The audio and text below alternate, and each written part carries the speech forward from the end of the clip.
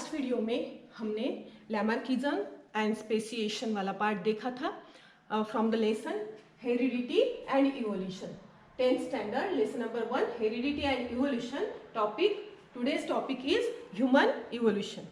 So Lamarckism and speciation के बाद यहाँ पे आता है human evolution. How the human today's human being means homo sapien wise man is evolved from the ancient organisms. First of all, we have already seen biodiversity. Biodiversity क्या है? जो biodiversity है, bio means life, diversity means different forms of life. So different forms of life are formed from or evolved from unicellular organism. मतलब starting में अर्थ के ऊपर unicellular organisms थे and unicellular organisms से ऑर्गेनिजम्स का इवोल्यूशन होके आज जितने भी ऑर्गेनिजम्स अर्थ के ऊपर है वो फॉर्म हुए, वो इवॉल्व हुए। So first dinosaur is supposed to disappear from the earth before 7 crore years ago. 7 crore years पहले जो अर्थ के ऊपर पहला डायनासोर था, मतलब लास्ट डायनासोर था, उसका डिसअपियरेंस हो गया किसी नेचुरल कैलेमिटीज की वजह से। उसके बाद जो ऑर्गेनिजम्स में इवोल्यूशन हुए हैं वो इवेंट्स हम ह्यूमन इवोल्यूशन के अंदर देखने वाले हैं। So different stages of development of human are seen here, means events और जर्नी ऑफ ह्यूमन बीइंग की जर्नी कैसे हुई। यहाँ पे आप लोगों को ये डिफरेंट स्टेजेस दिखाई गई है। Means ancient animals like lemur, ये ऑर्गेनिज्म समवॉट रिजेंबल करते थे उनके हैबिट्स में वगैरह डायनासोर के जैसे, एंड ये एनिमल्स 7 करोड़ ईयर्स एगो अर्थ पे थे जब लास्ट डायनासोर डिसअपियर्ड हो गए। So the biodiversity that is known today has been said to be formed from very simple unicellular organism due to evolution. In this evolution, origin of human evolution can be shown as per the picture given below. आप लोगों के text book के में यहाँ पे एक picture दिया हुआ है ह्यूमन बीइंग के इवोल्यूशन का। ये पिक्चर को आपको ऑब्जर्व करते जाना है आगे आगे जैसे हम बढ़ते हैं वैसे। Last dinosaur disappeared approximately 7 crore years एगो. At that time monkey-like animals are said to be evolved from same ancestors who were or less similar to the modern lemurs. So tail of these monkey-like animals of Africa is said to be disappeared about 4 crore years ago. जो lemur है, monkey-like organisms जो 7 crore years पहले मिलता था, इनकी जो tell थी आगे आने वाली जनरेशन में धीरे धीरे कुछ करोड़ ईयर्स में इनकी टेल धीरे धीरे डिसअपियर होती गई। टेल डिसअपियर होने के बाद में वहां पे इजिप्टोपिथिकस ऑर्गेनिजम्स, ऐसे ऑर्गेनिजम्स थे जो टेललेस थे, जो ऑर्गेनिजम्स टेललेस थे, उनको टेल नहीं थी। ऐसे organisms near about 4 crore years ago earth के ऊपर अपियर होने लग गए थे। And ancestors who at that time monkey-like animals are said to be evolved from some ancestors who were more or less similar to modern lemurs. ये जो इनके जो ancestors थे वो अभी जो लेमुर हम देखते हैं उनके जैसे ही थे। So tail of the monkey-like animals of Africa is said to be disappeared about 4 crore years ago. ये जो टेल है, tail of the animals of Africa is said to be disappeared. Sorry, जो टेल है organisms की जो Africa के evolve organisms थे उनकी टेल 400 करोड़ ईयर्स पहले डिसअपियर हो गई थी। They develop due to enlargement of in brain. Their hands were also improved and thus ape-like animals were evolved.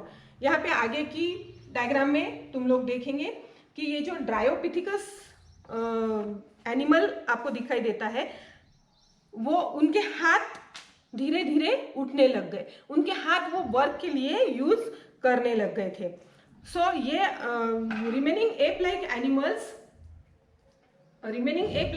stayed in Africa. From them, gorilla and chimpanzee evolved about 2.5 crore years ago. जो 2.5 मतलब 2.5 crore years एगो डायोपिथिकस man थे। ये near about gorilla and chimpanzee के जैसे थे, gorilla और chimpanzee, जिनके सामने वाले हाथ थोड़े लंबे दिखाई दे रहे हैं आपको डायग्राम में, आप देखो। एंड वो अपने हाथ को थोड़ा बहुत उठा के चल सकते थे। हाथ पाँव से ज़्यादा, हाथ लेग से ज़्यादा उनके हैंड्स लॉन्ग थे। Then evolution of some of the 2 crore years old species of apes seems to be occurred in different ways. जो 2 करोड़ ईयर्स एगो ऑर्गेनिजम्स का जो इवोल्यूशन हुआ था वो थोड़ा डिफरेंट वे में हुआ था। वहाँ पे जो उनका ब्रेन का डेवलपमेंट है, मतलब ब्रेन एंड उनका जो पोस्चर है वो पोस्चर चेंज होने लग गया था। धीरे धीरे वो अपने हाथ को उठाकर पाँव से चलने लग गए थे। उनका शोल्डर का पोर्शन थोड़ा सामने की ओर झुका हुआ था। Then evolution of they had to use their hands more for eating food and other works. वो अपने हाथों को कुछ खाने के लिए, कुछ वर्क करने के लिए यूज करने लगे। Those apes started to live on land as the forest started to decline due to dry environment. अभी जो आपको रामापिथिकस एप लाइक एनिमल्स यहाँ पे दिखाई दे रहे हैं 4 नंबर पे, मतलब जो 3rd नंबर की डायग्राम है उसमें वो अपने हैंड को रेज करने लग गए थे। फिर 2 करोड़ ईयर्स एगो वो अपने हाथों का यूज करना सीख गए थे। और धीरे धीरे क्या हुआ, जंगल में डिक्लिनेशन आ गया, मतलब जंगल खत्म होने लग गए, तो वो बैरन लैंड्स पे वगैरह रहना शुरू कर दिए थे उन्होंने। So there lumbar bones developed in such a way that they started to stand in erect posture in grasslands and there by their hands become available for use anything. अभी क्या हुआ, उनका जो पेल्विक गर्डल है, मतलब lumbar reason का जो portion है उसका डेवलपमेंट अच्छे से हुआ और वो इरेक्ट स्टैंड होने लग गए थे।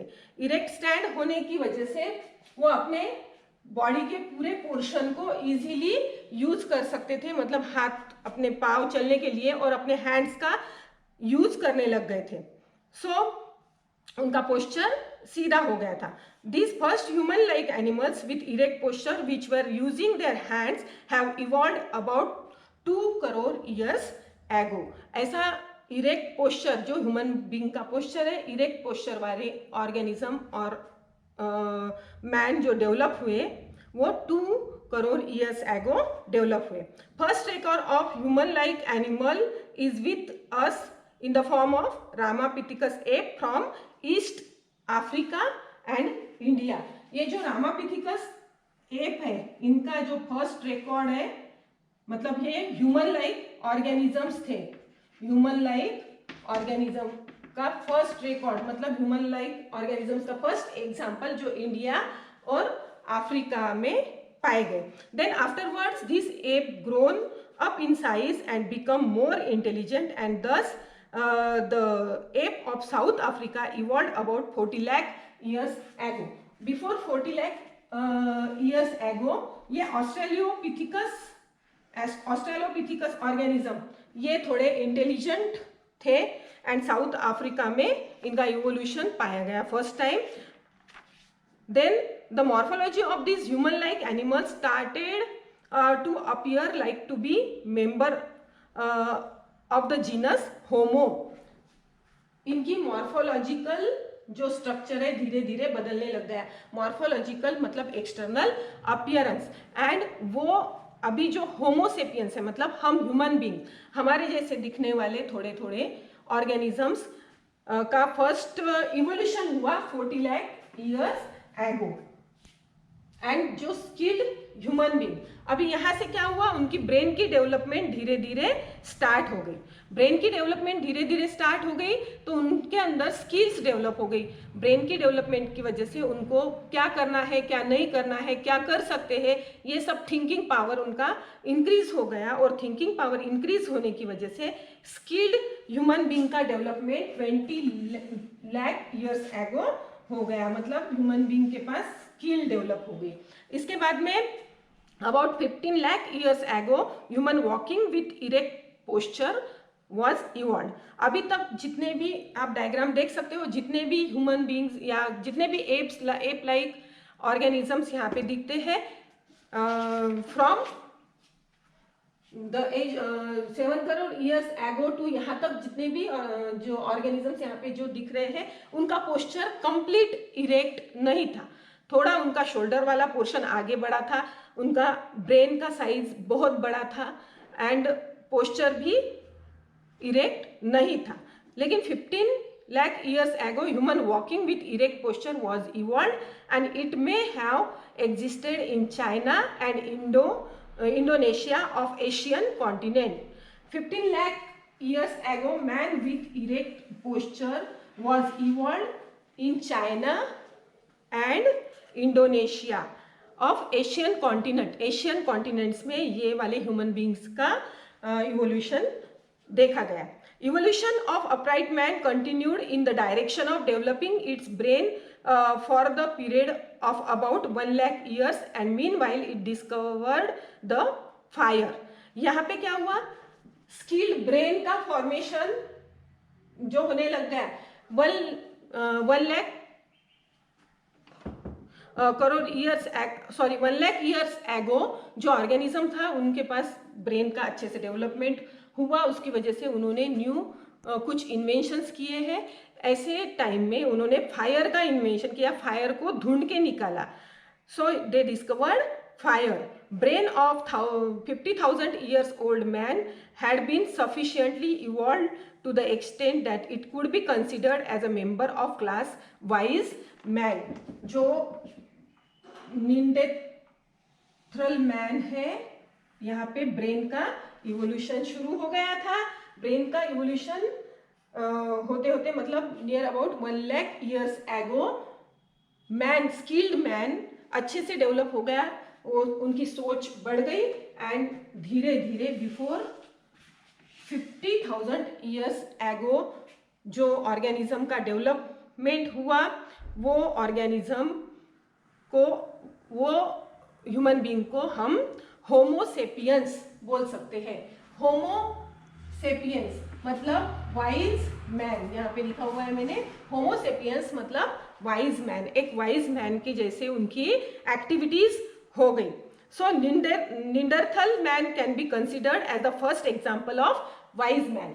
मतलब बिफोर 1 लाख ईयर्स एगो जो ह्यूमन बीइंग का ब्रेन का पावर इंक्रीज हो गया, वो वाली स्टेज को, वो वाले इवेंट को बोलते हैं निंडरथल मैन। एंड ये निंडरथल मैन मतलब कुछ भी सोचने के काबिल हो गए and he was suppose the first wise man. The Cro-Magnon man evolved about 50,000 years ago and afterward this evolution had been faster than earlier। यहाँ पे 50,000 years ago जो क्रो-मैग्नोन मैन मतलब वो टूल्स का यूज अच्छे से कर सकता था, उसके पास बहुत सारी स्किल्स आ गई थी। यहाँ तक का जो भी डेवलपमेंट है वो स्लो चलते आया। कैसे चलते आया? स्लो डेवलपमेंट हुआ। लेकिन after 50,000 years development is faster than previous one.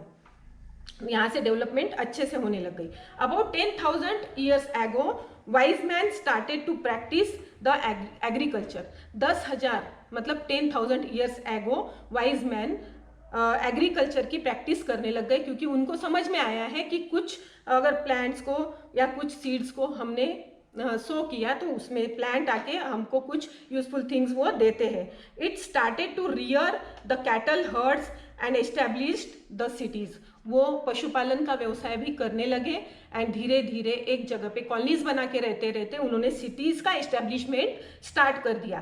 Cultural development took place. उनकी जो कल्चरल डेवलपमेंट है वो भी आगे धीरे धीरे सांस्कृतिक डेवलपमेंट होने लगी. Art of writing was invented about 5000 years ago. Writing की जो कला है वो 5000 ईयर्स एगो शुरू हो गई थी. And thus the history had been started. And जब से राइटिंग करना स्टार्ट हुआ तब से हिस्ट्री हमको पता है आज तक. Modern sciences emerges about 400 years ago and industrial society was established about 2000 years ago. जो मॉडर्न साइंसेस है उसकी डिस्कवरी 4000 ईयर्स पहले स्टार्ट हुई. वहाँ से बहुत सारी डेवलपमेंट आज तक हमारे सामने है. एंड 2000 ईयर्स एगो से इंडस्ट्रियल सोसाइटी का एस्टेब्लिशमेंट हुआ. मतलब अलग अलग इंडस्ट्रीज जैसे सुदगिरनी है, हाँ, ऐसे बहुत सारी इंडस्ट्रीज है, जो कन्फेक्शनरी, बहुत सारी इंडस्ट्रीज है जिसका इंडस्ट्रीज का फॉर्मेशन होने लग गया एंड वो सोसाइटी का डेवलपमेंट हो गया. Now we have reached at the stage and still we are searching the details of roots of human history. आज तक हम इतने मॉडर्न स्टेज पे पहुंचे हैं, फिर भी आज हम ह्यूमन के एंसिस्ट्री को स्टडी करना, मतलब ये हमारी क्यूरियोसिटी बन गई है. So student, here human evolution part is completed and the lesson is also completed. So and in next video we'll see the next lesson. Till then, goodbye.